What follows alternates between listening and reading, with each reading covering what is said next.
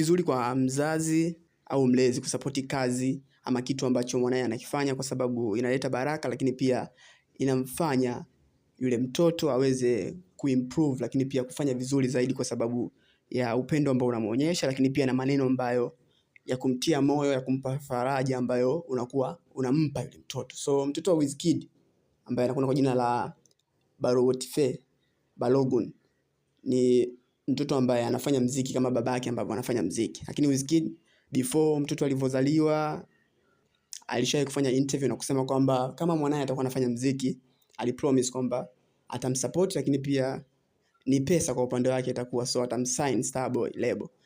Hivyo bwana, ndoto zimekwenda kutimia na mwanae anafanya mziki, lakini mwanae pia amekuja na EP kuonyesha kwamba yuko tayari kufanya hivi vitu. So amekuja na EP ambayo inakuwa kwa jina la Champion Alive ambayo aliachia mwezi huu Novemba, na hiyo EP ina ngoma 5, lakini pia EP imefanya maajabu.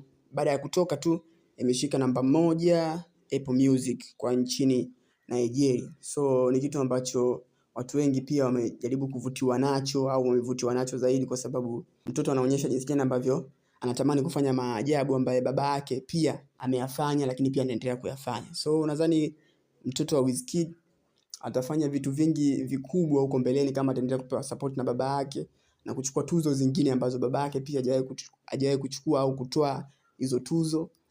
Lakini kwa jinsi ambavyo wewe unafuatilia au umemfuatilia mtoto wa Wizkid, unadhani ni mkali kuzidi baba yake au Wizkid bado amezidi kuwa noma kumzidi mwanae? So ndondoshie comment yako, niambie kwamba unamuonaje mtoto wa Wizkid kwenye kalia ya muziki. Anafanya vizuri ama ndio hivyo tu jina la baba linambeba kwa sababu ni mtoto wa Wizkid, watu wanasupport kitu kwa sababu ya Wizkid?